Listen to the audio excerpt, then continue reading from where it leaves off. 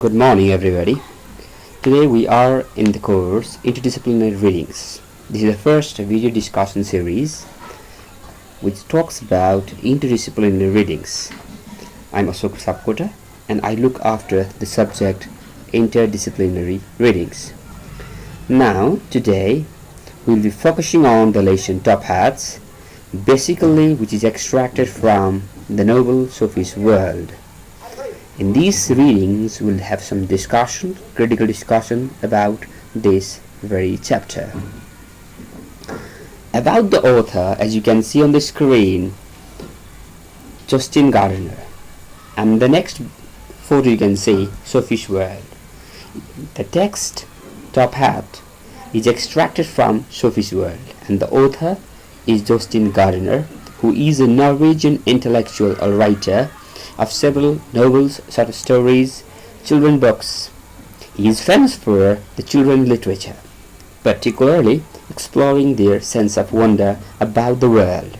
He often uses metafiction in his work, writing stories within the words. In 1997, he established the Sophie's Prize together with his wife, Sari Danberg. The prize is an international environment and development prize, awarded annually, which is named after the novel. For further details, you can log in the following address that you can see on the screen. Now let's move further with the background of the Top Hat.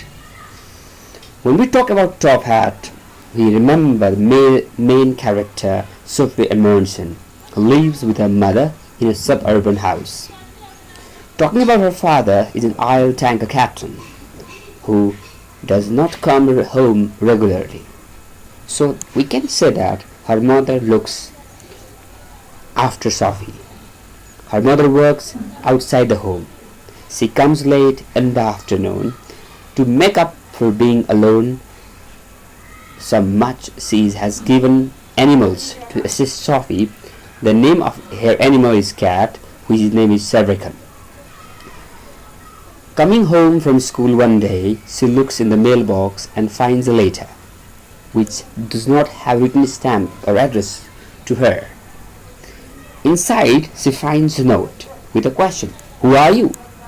This perplexes Sophie, who takes the letter to a secret hiding place in the haze that she calls her den. She ponders over the question, coming up with several answers, none of which she thinks is satisfactory. Thinking that perhaps there might be another letter, Sophie checks the mailbox again and indeed finds another letter. She feels happy. One thing, she starts pondering, where does the world come from? Again, Sophie muses the possible answers, both scientific and religious. She realizes that the universe must have come from something. But what point does something come from nothing? Checking the mailbox again, she finds a postcard addressed in the care of her Hyde-Can mother.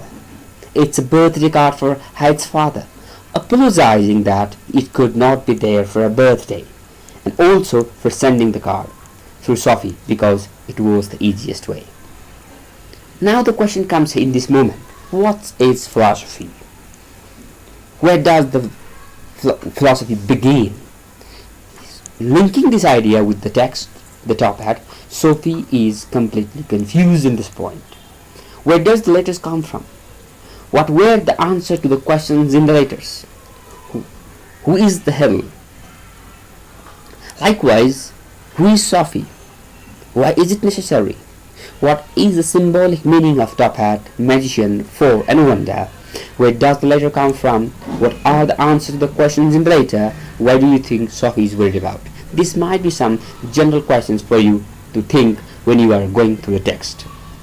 Let's start further. As in the text says, the only thing we require to be good philosophers is the faculty of wonder, thinking, something triggering. Sophie is preoccupied with the questions she has received in the mail. Sophie returns home to find a large brown envelope in the mailbox. It's addressed to her and labeled Course in Philosophy, handled with care. It takes her to den and finds typed pages asking what's philosophy. Sophie was sure she would hear from the anonymous later. Right again, she decided not to tell anyone about the letters for the time being.